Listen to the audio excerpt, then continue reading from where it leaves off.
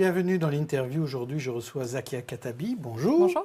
Coprésidente d'Écolo. Évidemment, vous êtes là. Je vais parler de vélo avec vous, mais de Tour de France, si vous voulez bien.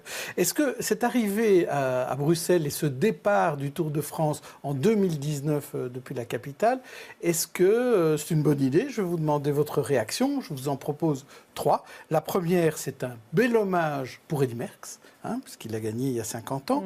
C'est une belle revanche pour Alain Courtois, puisqu'il n'a pas eu son stade. Et c'est comment peut-on dépenser autant d'argent pour le sport? Non, écoutez, après la saga du stade, on ne peut que se réjouir que Bruxelles nous montre qu'elle peut porter un projet d'envergure nationale. Et donc, vous dites la même chose qu'Alain Courtois. Et donc, moi je dis bravo, Eddy Merckx mérite en effet qu'on lui rende ce bel hommage. Oui. Donc, pas de souci sur le fait que ça va coûter beaucoup d'argent. Alors, il y aura des choses à en dire, mais enfin, voilà, à ce stade-ci, je pense qu'on ne peut qu'applaudir et espérer que ça se terminera mieux que la saga du stade de foot. Très bien. De toute façon, c'est en 2019, on a encore un peu de temps avant d'en reparler. Mais vous êtes fait, surtout, on a beaucoup parlé de vous cette semaine, parce que dès lundi, dans le journal Le Soir, vous avez fait connaître votre vision pour Bruxelles, et vous avez parlé de 2 choses qui sont souvent des tabous du côté francophone. D'abord, vous vous dites qu'il faudrait mieux, pour redessiner Bruxelles d'une page blanche, il faudrait mieux laisser tomber le bicommunautaire et arrêter ce chantage éternel des 19 communes, des 19 baronnies bruxelloises. Alors parlons d'abord du bicommunautaire. Qu'est-ce que ça veut dire un Bruxelles qui serait débarrassé de son bicommunautaire? Eh bien, ça voudrait dire qu'aujourd'hui, un Bruxellois qui parlerait français ou un Bruxellois qui parlerait néerlandais serait bénéficiaire d'une politique, par exemple, de formation professionnelle qui est la même. Aujourd'hui, qu'est-ce qui justifie qu'il y ait 2 politiques différentes selon la langue que vous parlez, alors même que la réalité bruxelloise en matière de bassin d'emploi est la même pour les 2? C'est ça la réalité. Et donc ce que je disais, ça partait aussi de la saga des allocations familiales à Bruxelles. Vous le savez, la compétence a été régionalisée, donc chacune des régions doit aujourd'hui organiser les allocations familiales pour ses citoyens. Et donc, les Bruxellois ont été l'otage jusqu'à aujourd'hui du CDH, puisque le président du CDH voulait imposer le modèle wallon, sans aucune explication. On voit d'ailleurs les limites de ce modèle, puisqu'il a été recalé par la Cour constitutionnelle.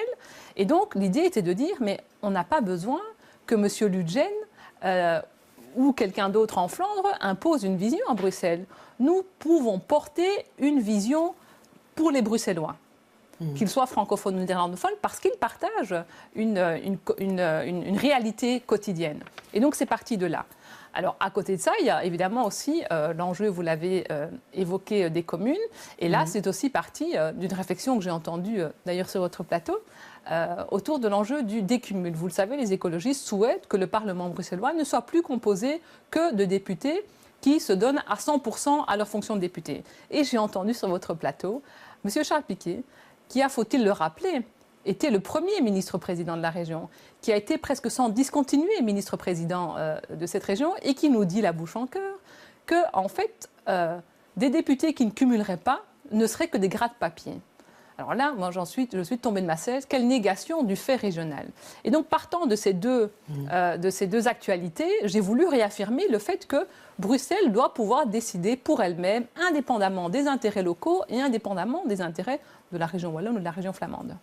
Mais justement, quand on entend Charles Piquet dire ça, ou quand on entend Guy Van Engel ou Philippe Moureau, ils ont l'air de dire que mais vous n'avez rien compris, vous, les écolos. Vous êtes des utopistes. Il y a une tuyauterie très complexe. On ne peut pas demander comme ça aux néerlandophones de laisser tomber leurs avantages. Et donc, le bicommunautaire, c'est un élément essentiel, par exemple, dans la discussion. Est-ce que vous êtes des utopistes ? Alors, sans doute, mais je peux imaginer qu'il y a 30 ans, ceux qui ont porté sur les fonds baptismaux la région étaient des utopistes. Voilà. Et donc, moi, j'ai envie de dire, j'ai lu, et on voit bien d'ailleurs que ceux que vous nommez, ce sont quand même les vieux dinosaures de la politique bruxelloise, avec tout le respect que je peux avoir pour eux. Il y a 30 ans, je suis sûre qu'ils se sont eux-mêmes trouvés confrontés à certains qui refusaient d'envisager cette réalité bruxelloise. Écoutez, 30 ans après, la réalité n'est plus celle des années d'il y a 30 ans. Et donc, ce que je dis juste, c'est faisons coller la réalité institutionnelle à la réalité quotidienne des Bruxellois. Si vous demandez aujourd'hui à des Bruxellois, qu'ils soient de Uccle, de Molenbeek ou de Schaerbeek, ce qu'ils comprennent à l'institutionnel bruxellois, c'est absolument rien du tout. Et d'ailleurs, pour aller plus loin, je vais vous faire une confession. Moi-même, en tant que Bruxelloise, pendant longtemps, le fait institutionnel ne m'intéressait pas. Et il ne m'intéressait pas parce qu'en fait, il existait pour lui-même. Voilà. Je ne me sentais pas concernée par ces discussions. Mais dès le moment où on inverse la logique, où on part de nos réalités bruxelloises comme citoyens bruxellois et qu'on reconstruit l'institutionnel, alors là, ça reprend du sens. Et là, ça colle aux réalités quotidiennes de Bruxelles. Je l'ai montré l'exemple, j'ai donné un exemple de la formation professionnelle. Il y en a d'autres, l'aide aux personnes aujourd'hui. Pourquoi est-ce qu'aujourd'hui, selon qu'on ait besoin d'accéder à un service d'aide aux personnes, selon qu'on soit néerlandophone ou francophone, ce ne sont pas les mêmes, alors que les réalités sont les mêmes. Donc l'enjeu, il est juste là. Alors je comprends que ceux qui ont il y a 30 ans, étaient à la manœuvre et du mal avec le changement, et je le respecte.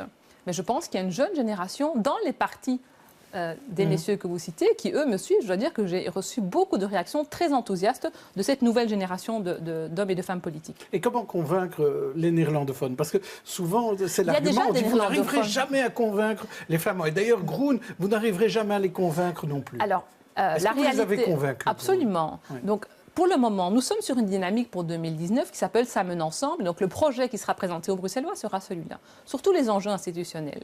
Alors je remonte, sans rentrer dans l'histoire non plus trop. Mais en 2010, c'est ensemble que Ecolo et Groen ont déposé, en 2010 déjà, une note commune à Johan van de la Noot qui mettait précisément en avant le projet. Et c'est un projet commun. Et moi, j'ai entendu aussi le SPA se prononcer en faveur de cette... Alors, je ne dis pas qu'ils doivent tous embrasser l'ensemble, mais voilà, le projet que je mets sur la table, c'est la vision des écologistes, qu'ils soient francophones ou néerlandophones à Bruxelles. Et ma proposition est de dire, mettons-nous autour de la table et discutons-en. Et c'est vrai que je suis assez effrayée par la levée de boucliers, comme si Bruxelles était assiégée.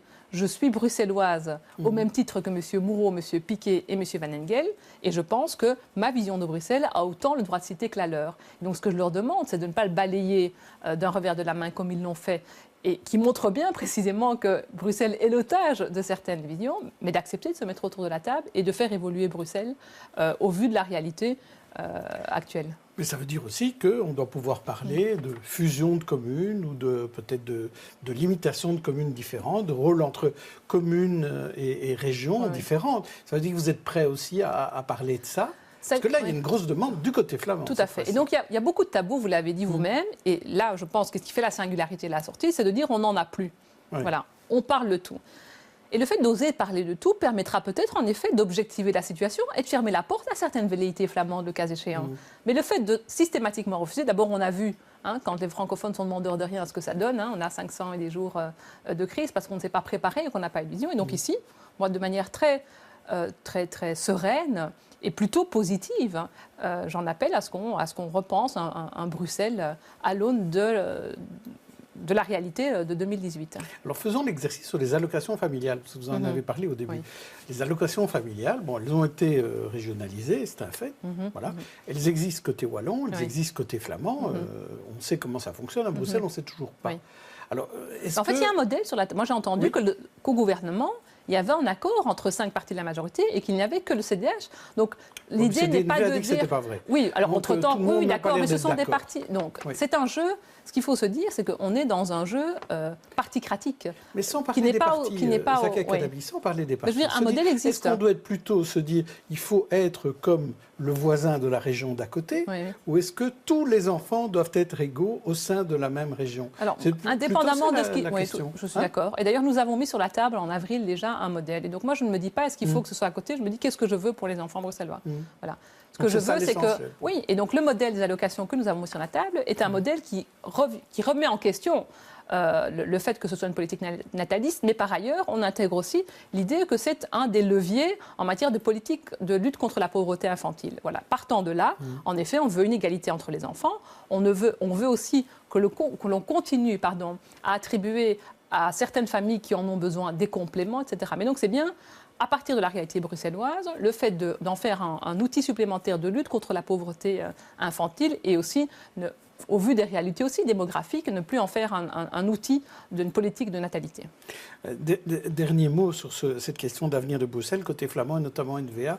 On dit, oui, c'est vrai, c'est une bonne idée, il faut toucher aux communes, peut-être les fusionner, tout, Écolo a raison là-dessus. Mais le bicommunautaire, pas franchement, ça marche tellement bien à Bruxelles, le bicommunautaire. Donc ça me fait sourire parce que c'est bien la preuve qu'en effet, on doit sortir de cette logique, puisque les Flamands, et singulièrement la NVA, veut continuer à imposer les velléités et la vision de la Flandre à Bruxelles. Et ce qui est assez étonnant, parce que le CDNV est sur la même logique, c'est que quand vous les écoutez sur les communes, on a du mal alors à les suivre sur le fait que le débat autour du bicommunautaire ne suive pas la même logique. Voilà. Et donc, pour moi, certains me reprochaient le fait que je faisais le lit de la NVA. Et ici, la NVA elle-même se prononce contre le projet. Donc, c'est qu'il y a quelque chose à creuser quand même dans le projet qu'on met sur la table. On aura certainement l'occasion d'en reparler. Souvent, vous dites, nous, chez Écolo, on est toujours sur la même ligne que Groen. Vraiment, on a les mêmes options. Au niveau fédéral, on a le même groupe au Parlement. Voilà, bon, évidemment, vous êtes tous les deux dans l'opposition à la région. Donc, mais on a constaté, c'était hier, qu'à Molenbeek, il y aurait deux listes. Il y aura une liste écolo et une liste Groen. Ça, c'est un peu contradictoire. Alors, c'est regrettable. Donc, d'abord, la première chose, c'est de dire que, même au niveau du groupe fédéral, il y a des discussions pour nous mettre d'accord. Donc, ce n'est pas tous les jours facile. Les réalités aussi, d'une côté de la frontière linguistique et de l'autre, ne sont pas les mêmes. Et donc, mais la volonté est là et c'est ce qui nous permet à chaque fois d'atterrir. Pour Molenbeek, je le regrette évidemment. Ce que je retiendrai, c'est que sur 19 communes, il y en a 18 où ça a fonctionné. Voilà. Mais pourquoi ça ne fonctionne pas dans celle-là? Vous savez, la politique, c'est fait d'hommes et de femmes. Parfois, il y a des blessures au-dessus desquelles on n'arrive pas à passer. Voilà. Et aujourd'hui, Annalisa a choisi... Donc Annalisa Galetta, tête de liste absolument, Groen, a choisi de faire sa propre liste Groen. Je le regrette, mais on prendra le temps de reconstruire la confiance. Et donc, ce qui se passe dans les 18 autres communes, on arrivera à le reconstruire à Molenbeek aussi. Est-ce que le patron d'un parti a la main sur une section locale? On pense, je ne sais pas moi, Benoît Ludgen à Mons, on pense Wouter van Bezien à Anvers, ou d'autres encore, Johan Crombé à Anvers. Et vous? Alors, c'est vrai que moi, j'aurais souhaité cette liste commune, mais on ne l'a pas imposée. Alors, on ne peut pas reprocher au parti d'avoir une main mise sur tout, et puis quand il arrive à un événement comme celui-là, d'avoir laissé la liberté à nos locales. Alors, elles sont les plus à même de porter le projet, elles sont les plus à même de les faire coller à leur réalité communale, et donc ça, on le respecte, il y a une certaine autonomie des locales, et on ne peut jamais obliger un mariage. On s'est toujours prononcé contre les mariages forcés, en l'occurrence ici, c'est vrai aussi. Voilà. Mais je le regrette, mais je voudrais qu'on retienne surtout qu'il y a 18 autres listes qui sont, elles, Écolo Groen. Merci Zakia Khattabi, on se retrouve demain. D'ici là, bonne journée, bonne soirée à tous. Merci.